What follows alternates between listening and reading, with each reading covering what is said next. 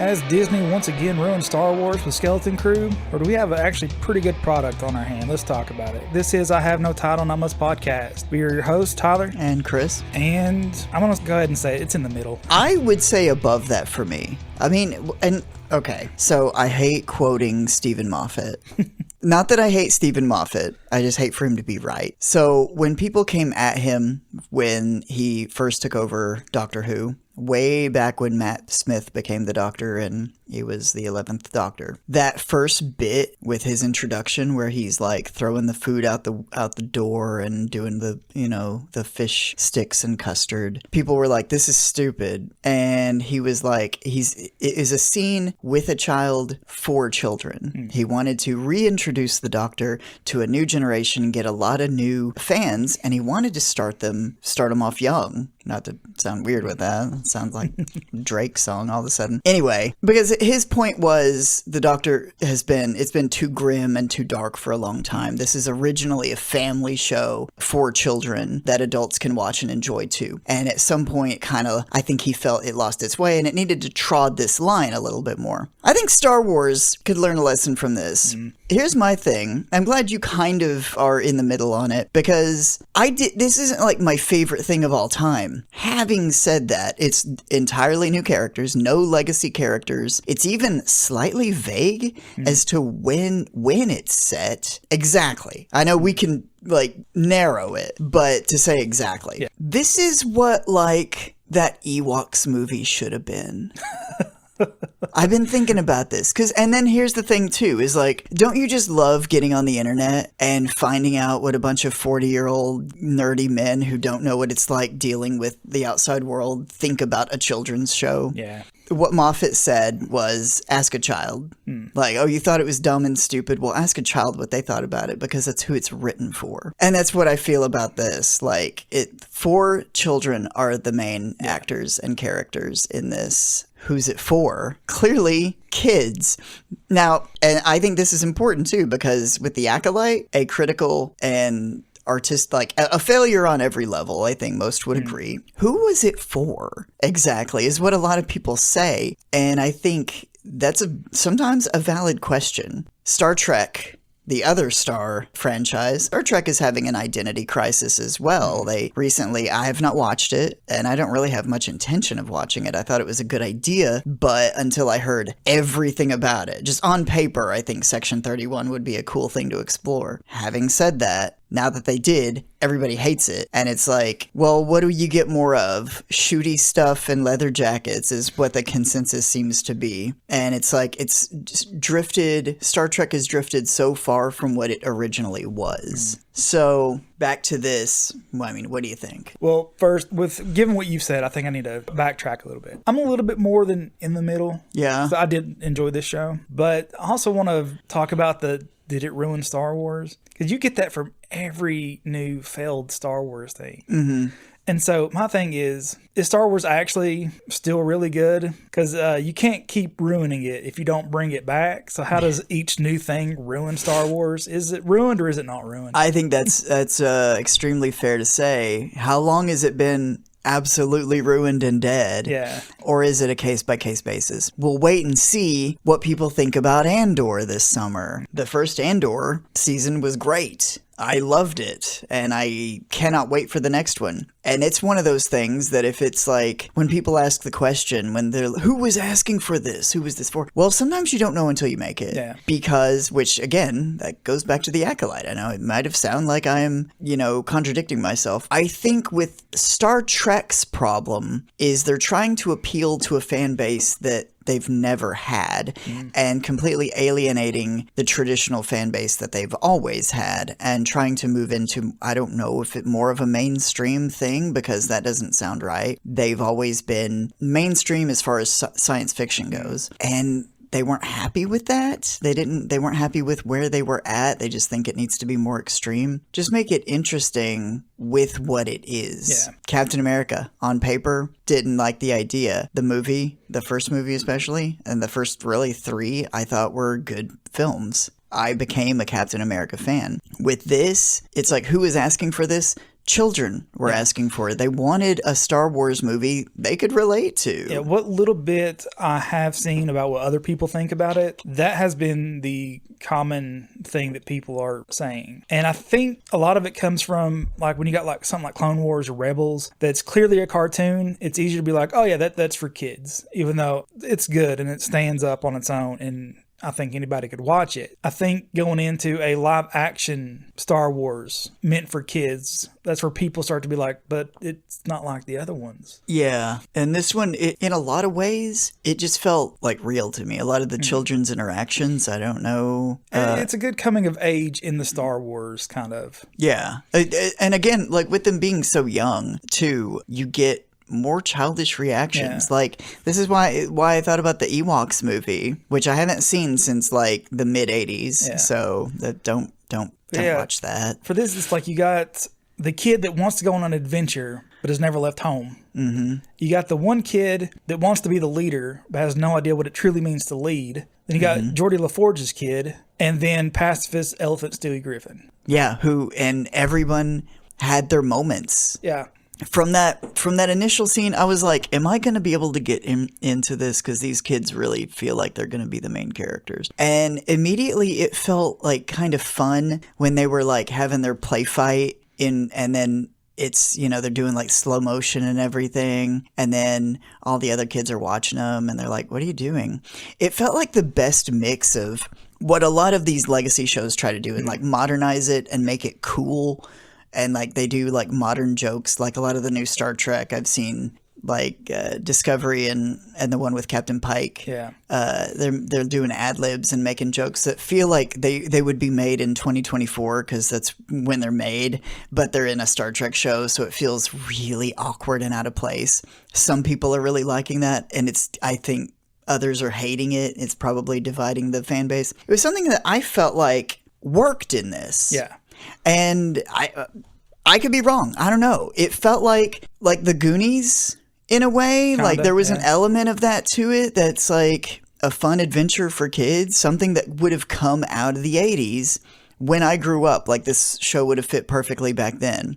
Yeah. And there was Jaleel White was in it, apparently. Yeah, that's what I was sitting there thinking. I'm like, is that Steve Urkel? I did not recognize him I did. by any means. Like when I first seen, I'm like, pretty sure it is. And I had to go look it up, and sure enough, it's Steve Urkel. Yep, from Family Matters. I think also the reason I was actually looking forward to this show is because I love Jude Law. Mm-hmm. I'd heard what the premise was going to be. I was hoping there would be more Jedi stuff in it, as I always am, but they found that perfect. I want to ask you about some theories later about his character. Okay. Because we can also. I think I've told what I hope happens in Andor several times. With his character, I think we could talk about this and this not be a spoiler because it doesn't actually say in the show. This is my thoughts. Yeah. So I think, but we'll get there. So with this, again, it's like you either get no Jedi stuff like in Andor, or you get all Jedi stuff like in the Acolyte, and with Andor, it's like, I want Jedi stuff, but it's not there, and that's fine, because the story is so good and the acting is so good that it doesn't matter. Like, I don't miss it. It's just a story from the Star Wars universe. Then in something like The Acolyte, where the story left a lot to be desired, and some of it is, some of the acting is a little clunky, and some of the story building and the world building is a little clunky, that it's like, I got exactly what I wanted, but I don't like it. Not connecting with anybody. If anything, like the one character I was looking forward to, which was, I can't think of her name. It's the woman who played Trinity, something Moss. Oh, Carrie-Anne Moss? Yeah, Carrie-Anne Moss. Without spoiling that, for anybody who doesn't want to be spoiled, she's not in it as much as I'd hoped. I'll leave it there. And that was a bit disappointing, because the little bit that she was in it, she was awesome, but she wasn't the main character to the point that I thought she was going to be. So with this, it feels more like episodes 4, 5, and 6 again. Whereas, like, there is a modicum of Jedi stuff all the way through it. But it feels mysterious and dangerous. And, like, are we really seeing what we're seeing? Is this true? Is it not? And it's super vague. Just like all the questions you had about the Jedi and is Luke a Jedi? Is he going to be a powerful Jedi?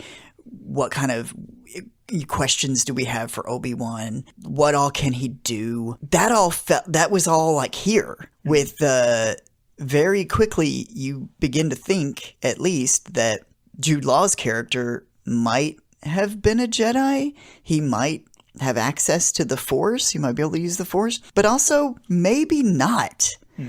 And initially, at least, it could go either way. Right. Since you already opened the can on that. I'm saying, no spoiler, that's very early on, and I'm saying it could go either way. That's, if you haven't watched this show yet, and for some reason you're listening to us to see what we think about it before you watch it, it feels more like 80s and the original trilogy than I feel like anything that's been made since then. Honestly, it's just a little bit more geared for children, which also, the first movies kind of were too. Yeah.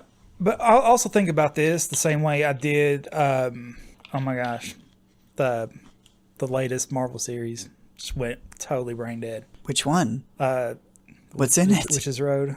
Oh, Agatha. Yeah, Agatha all along. Oh my gosh. I don't know where my head went on that one. But it's good enough that it could have stood alone without having to have Star Wars slapped on the name of it, or like how they did Marvel, because there's plenty of stuff in there that you didn't necessarily need the Star Wars skin on. So if there was no mention of Jedi and it was just generic science fiction stuff, this could have worked as a generic science fiction show. I think so. Yeah. No, I agree. I think more attention got drawn to it because it was Star Wars, and so more people were on board faster. And so it didn't get left in the dust, but I think it could have stood by itself. Certain things do, though, get lost in the shuffle if they either don't have a big name attached, because there's so many streaming services, so many different companies making things now that unless something is like for some reason a runaway success or goes viral for some reason, that it can get lost in the shuffle. I didn't watch Rebel Moon, but the reason why a lot of people did is because Zack Snyder made it, and it was supposed to be like his treatment for Star Wars. It just got kind of rejected, or they didn't use it, or what. I don't know the whole backstory on that. But so, yeah. At what point do you want to say like, yeah, go watch it and get in deep? Yeah, I'm just going to say, go ahead and watch it. It's good. But again, some of the criticism is valid if you look at it under the right perspective. It is geared more towards kids, so if that's not what you're looking for, maybe skip it. But if you got kids or don't care, it's a good story. I would say if that's your criticism, I wouldn't necessarily even count it as an actual, it may be a critique, but not necessarily a negative, because except for one episode, there was one episode I didn't really enjoy. And while I agree with that, it is a little bit more for kids. Sometimes it's not like the Bubble Guppies, like it's action adventure. These kids are in way over their heads. Like how many movies were made like that in the 80s? Yeah. Like they don't make them like that anymore. It's just stuff like Bodies, Bodies, Bodies, where it's just like teenager slasher film. They're out in the middle, and they somehow get into space on this ship, and they can't get back home for reasons, and it's pretty complicated. And there's a bigger mystery there that maybe they'll get back to in the larger context of the Star Wars universe. I think that might be something interesting to look into. Jude Law's character, I thought, was really compelling and interesting, and has kind of a bit of an arc that I wasn't expecting. Yeah. So, like it or disagree with where they go with it, I think things could go either way with his character. And I think that was really, really good and compelling. Sometimes I think it's just good to like turn your brain off and have some mindless violence and humor. Yeah. Like last year, we got X-Men 97, who did not, and it wasn't like, okay, it did kind of take a leap forward into being a little bit more adult oriented, and it was always kind of trod that line of being more mature. Yeah. But still basic enough for children to watch and enjoy and understand. It didn't like these themes, they're not going to get all of them, and that's fine, because when they're older, they'll go back and rewatch it and appreciate it on levels they didn't get at the time. This is good writing. I recently, like before that, in the past several years, I've watched X-Men, the first 5 seasons, and saw things in it that I didn't catch when I was a kid. And I think that's something that if you are an adult, you're going to catch everything about this. If you don't have kids, I don't have kids, you don't have kids, I enjoyed it perfectly fine for what it was. Again, like, it's not the bubble guppies. No. It's not. Yeah, and I just want to state, too, that I'm not using it as like a put down for the show.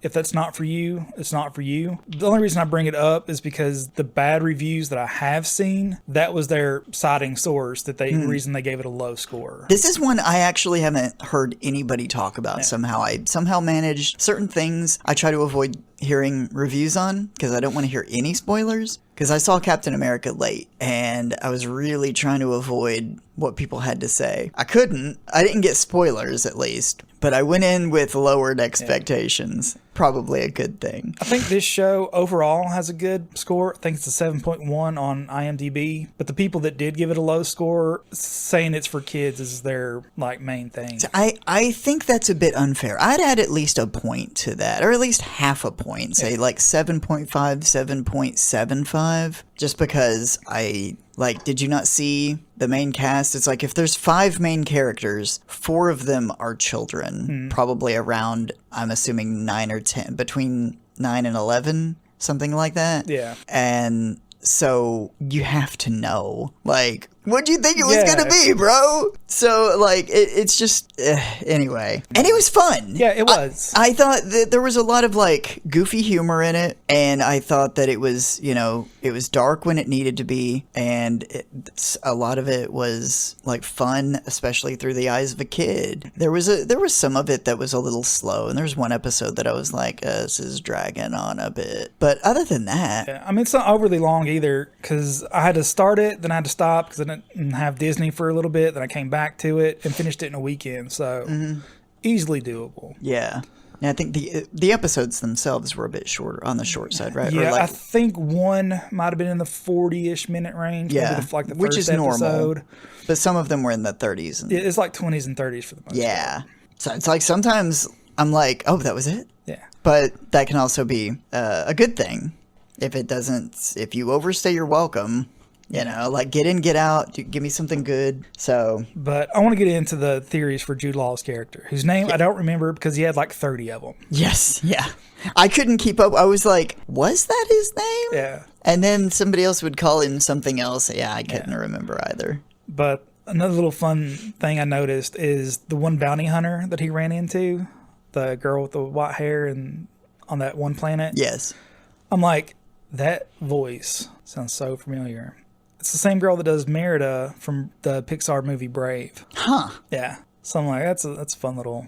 But anyway, you've already mentioned that he kind of has force powers, and he kind of sort of mentions that maybe he had some training. Yeah. So I have 2 thoughts about that. Either he's telling the truth, someone found him at the very end of the Jedi Order, gave him a few little bits of training, they died, he went into hiding. Yeah. My other theory is it wasn't a Jedi. I think he was in the beginning stages of training to be one of the Inquisitors.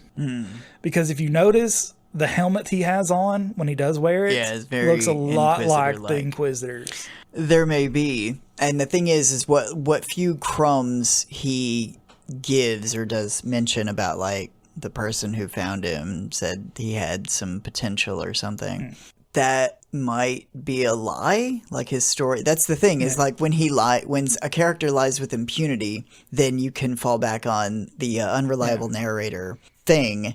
And where Star Wars traditionally plays fast and loose with, like, backstory stuff and, like, what was true and what was exaggerated or what was true from a certain point of view, then especially in this case where the guy lied about so much. Because the only thing we know for sure that is true is what we've seen him do. So he does have some kind of force sensitivity. Yeah. Where he got trained with that, that's the part that's up in the air. Yeah, we and anything that he says might be a lie, so we haven't seen any kind of flashback or anything like that. So where this might go, it could go anywhere. Very interesting. Yeah, but given his career path, his look when he's in his full like setup and his general demeanor, I'm leaning towards the trainee Inquisitor. Really? I'm not going to say full Inquisitor.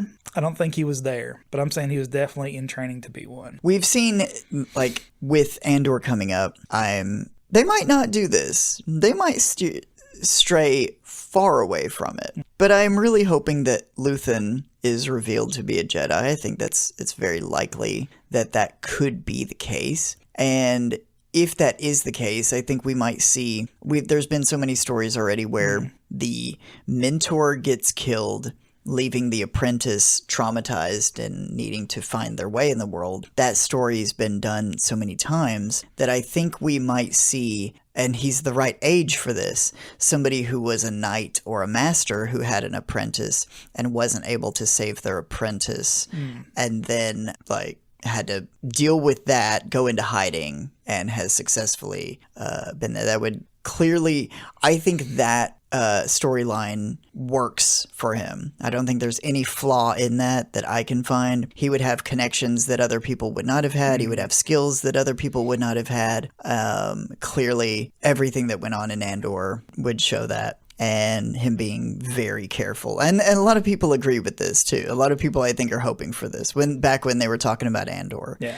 So, yeah, that's what I'm hoping for. I don't know where we might see Jude Law's character again. Hopefully, in something else. Yeah, I'm saying from the clues they've given and your theory about the Andor stuff, I think is why I'm leaning towards him being maybe an Inquisitor in training. Because this definitely seems to be Fall of the Empire storyline. Granted, most of the people from this planet don't even realize that there was the Empire. They're still thinking Old Republic. Yeah. Because, again, if you're with us this far and you've not realized, the planet was shielded away. So it was blocked off from the universe as a whole. And this was like a minting planet for Old Republic credits. But anyway, so given Jude Law's character's age and where I perceive them to be in the storyline, that rules out Jedi to me. Because unless you have something like in Rebels, which at that point, we've already tread that storyline. Yeah. So why bring it up again with his character? Other than to say it went, instead of the good guy, he went towards the bad guy. But I'm saying leans more towards possibly an Inquisitor being teaching. Yeah. Given that could have happened closer to the start of the rebellion as a whole. Yeah. And the fall of the Empire stuff. So I think that fits more in time with that. I don't think so, but I am willing to hear your theories. I mean, I could be wrong. Because, I mean, at this point, we got so little to go on. We may never find... That's the thing. Even if they bring his character back, they might just keep it super vague. Yeah. He might tell, like the Joker, he might tell other versions of that same story to different people. But it's clear he does have some manipulation of the Force. I mean, this could be something as simple as, hey, I figured out I could do this. And to make myself look grander than I am, I throw in the Jedi story. I mean, it could be that he didn't have any mastery. He just could have figured out a few tricks here and there. Because, I mean, it had to have happened somewhere in the Star Wars universe that someone figured out they could do the Force a little bit and do a few little tricks. Or just heard about it, And totally, So we'll see. Hopefully. I would like to see more from this. There's been a while since I saw something one-off that I said... I would like to see more of this. Would I like to see more of those kids? I could take it or leave it. Like, I don't really care about that. Maybe if you do a time skip and they're a little bit older. Yeah, if they get older. Like, or different actors. You mean different actors. I mean, just like show them farther along in their like journey. Yeah. And not like follow them step by step. Yeah. I think that would be better. I just realized what they were doing with this. I think they wanted to have their own Stranger Things, like in the Star Wars universe, and like start them off and maybe come back to them. No, I'm saying like in essence, like not actually their version of that, but like some kids that we could follow for a while that once we get attached to them, then it would become we get some more mature stories as the story progresses. Yeah. I don't know that they're going to do that. That's not a bad idea because Stranger Things, like, blew up. Yeah. So, and I've not watched it. That's one of those ones that I've not watched. And when people find out, they're like, oh, how do you not watch Stranger Things? Like, I watched 60% of that show on accident. I just never ended up watching it. And then it's one of those, like, I hear it's good, and then I don't watch it, and then everybody loves it, and then there's a problem with it because COVID happened or something, and then the kids grew up, and they're like, it's going to be weird when these kids are like 40, and they're still supposed to be playing 17. Anyway, I'm exaggerating, but that's how people talk on the internet. I don't remember anybody saying on Stranger Things that, like, was this for kids or what? And I know the writing is different. I'm making a different point, but, like, something involved children on a basic level, and then it's I don't know, the storylines in Stranger Things are a little bit darker. Far darker, I think, with literal monsters eating people and what have you. Having said that, like, there's some dark stuff in this, and it does feel really dangerous at times, but where it's like primarily from the children's perspective, and there is a B plot with their parents. Yeah, you get a lot of naivety from the kids. Yeah, and that feels, man, it's just like, it really takes me back to the 80s. Like, everything in the 80s, it just felt like there was this naive optimism that I feel like America had. Yeah. And it's like, even up to and including kind of the end of the Goonies, when that kid's like, you're gonna come live with me now. Like, no, he's not, you dumbass. He's a monster. It's like, who gets to decide that? Have you thought this through beyond the next 5 minutes? No. And that is every minute of this from these kids' perspective. They can't think ahead more than 5 minutes because it's what kids do. And that's what makes this great, is the writers knew what they were doing with that. If you can just sit and enjoy something for what it is, this would be it. I know I have a reputation of either going too hard on something or being really lax on it. I'm just glad we're not talking about Captain America today.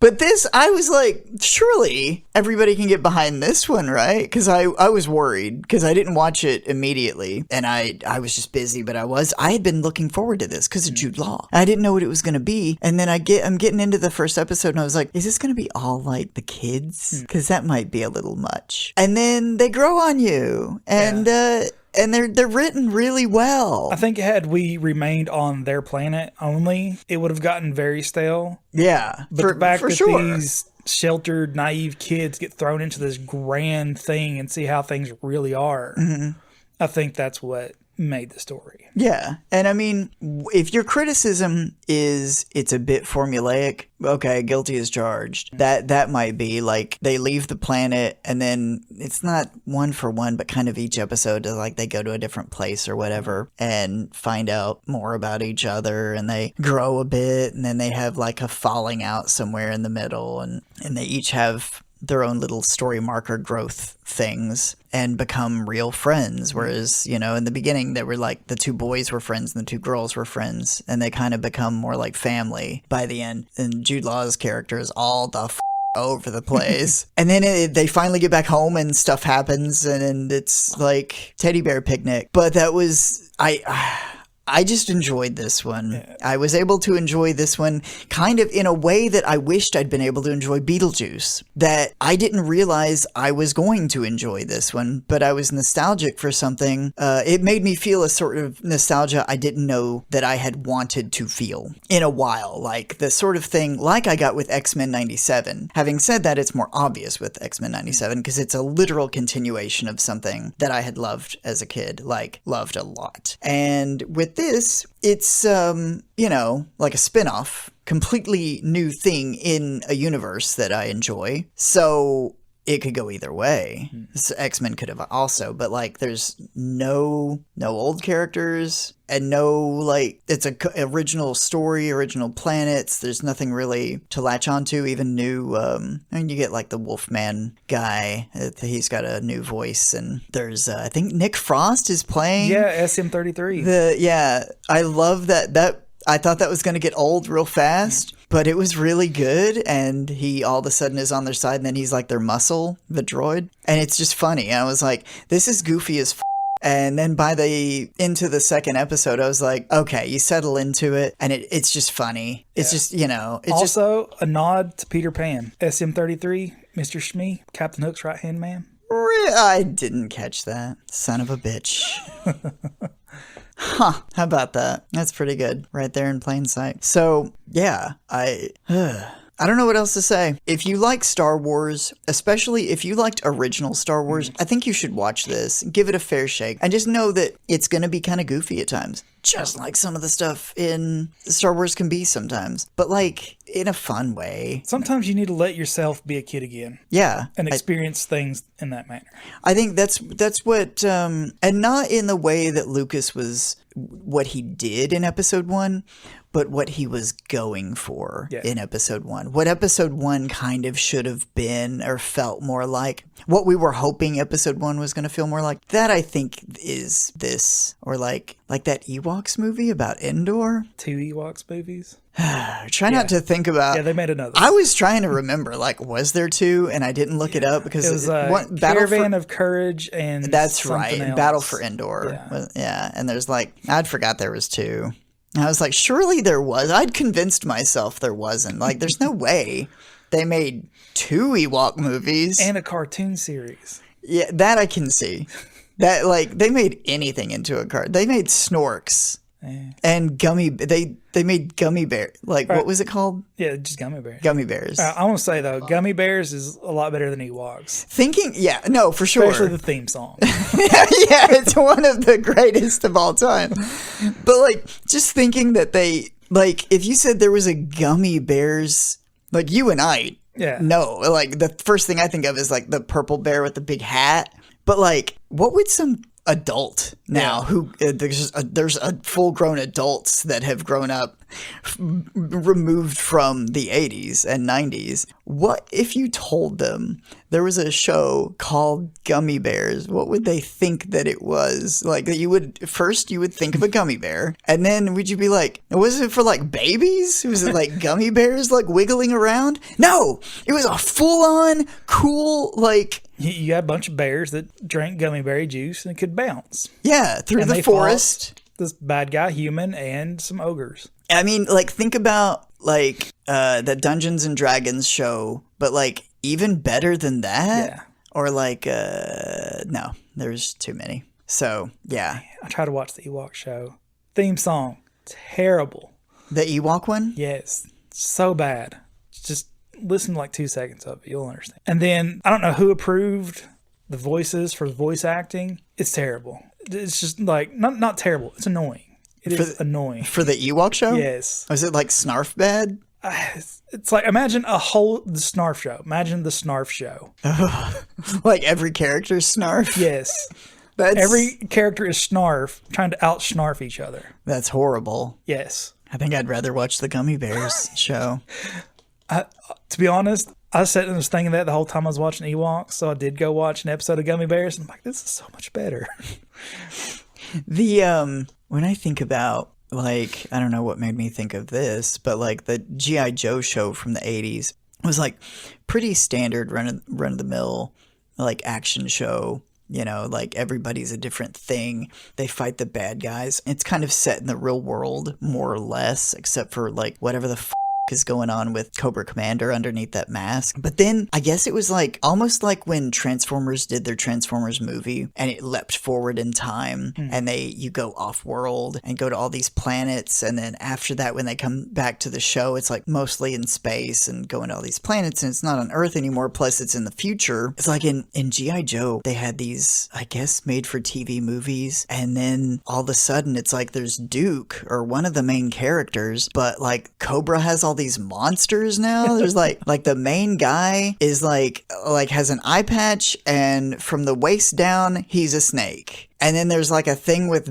bat wings, and I don't even like the guy with the mask, but he wears boxing gloves. I don't know what the was going on after that, but it just felt like so weird. Not that I really liked G.I. Joe when I was like too young to know what it was or remember much about it. I just remember having the action figures. They were really accessible and really posable, which I liked. because I liked articulation, and I still do. I hated action figures that were not articulated well, like the original Thundercats, up to and including DC before, like, they really started competing with like Marvel Legends. For a long time, DC Direct, they made all sorts of cool characters that you wouldn't think that they would have ever made, that weren't mainstream, but you could only get them, and I don't have the dates or timelines, but I mean, this went into like the 2000s. You could only get them at comic book shops, and they were borderline statues. They were just kind of like rubber statues because they had so little articulation. But you could get like Sandman from like the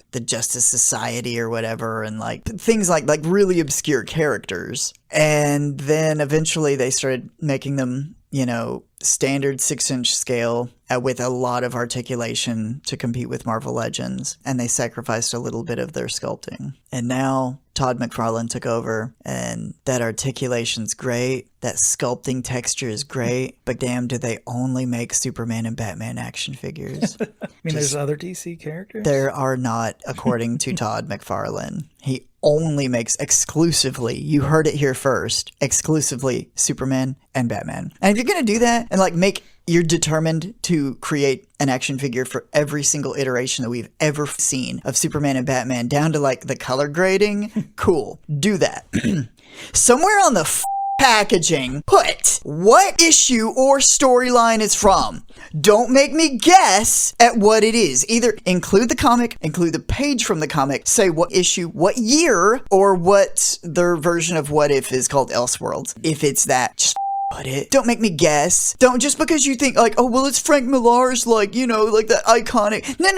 Not everybody knows that. Not everybody's so well read on those, every individual page like you are, Todd. So just put it on there. Superman's been around since 100 years now, yeah? Yeah, he's in, like, that, the very first version of Superman is in the public domain. So if we wanted to make a Superman movie and use that original, like, the really bad so we don't make him fly? He would have to only leap tall buildings. And if we could get Ben Affleck to play him, I bet you Ben Affleck would do that. Just to say that, yes, he does have a Superman credit. That's like he's actually playing Superman, not like playing the actor playing Superman. That's a technicality. That's bullshit, Ben. You can't count that. People do for you, I know, but it's fucking stupid. And if you've seen that on Instagram and you believe that, that's a technicality. He wasn't playing Superman. He was playing George Reeves, who actually...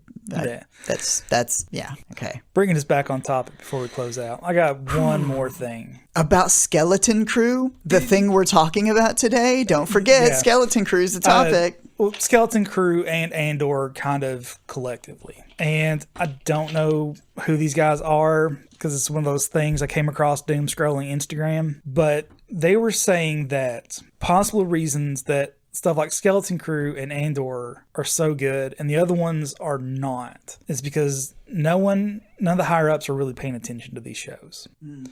Because the stuff like that's got Jedi in it or your Mandalorians, those are going to be an automatic draw. You know you've got an audience. People are going to come see it. So that is what they're using for their political stances. They shove it in there without a story. But the other stuff, it's like, no one's going to watch this. So the writers and directors are more liberty to do what they want to do. And see, there's the thing, is what really bugs me about that is there's a way to go about it, because you can be, it's just like, it's going to get, I promise you, people are bending over backwards to say this is more of Disney's woke agenda. Because if there is one kid that's like a standout above the rest and is more so our POV character that we start with and end with, it's the black kid. And of course, if you're black, that means it's DEI and woke somehow. It's like, even if it has nothing to do with the story, it's just like, well, but we had a Captain Marvel movie. It's got to be woke. It's got a woman in it. Can't you see that? And I think people forget. Again, we can mention this until we're dead, but nobody says that about the original Star Wars when like Leia was, a strong female character. In fact, no one says about Aliens either with Ripley. Yes, we did. I think we've mentioned that. I think you've mentioned that. They don't be like, oh, it's woke because of that.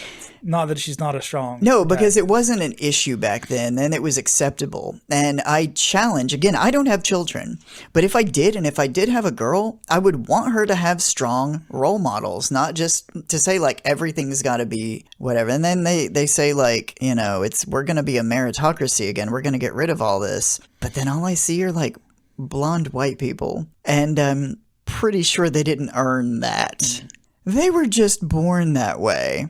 This is a bigger issue that you've said you eventually want to have. We could put this one on Patreon. We like lock it behind some sort of paywall or something and say. So far, we've done like one semi-educational preachy episode a year. That might be our one this year. That we've been teasing for a while because you said you wanted to do it. I guarantee. I don't care what side of the woke spectrum you're on. You're probably going to have issues with what I have to say. Yeah, because you're maybe more centrist in that. That's the problem with this is I think there's, again, a way to do it. I don't mind it as a concept, but the other side, the opposition to this, weaponizes everything. Like, you know, you want to be progressive, they'll weaponize that against you. They came up with this term, woke.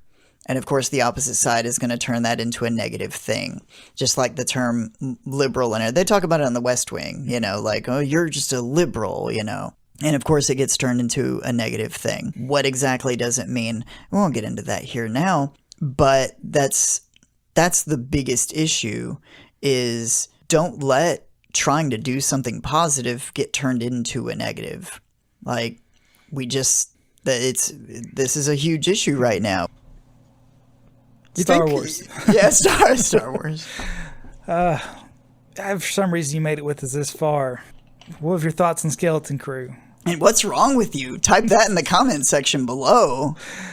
Are you excited for Andor? I am. Is Star Wars ruined?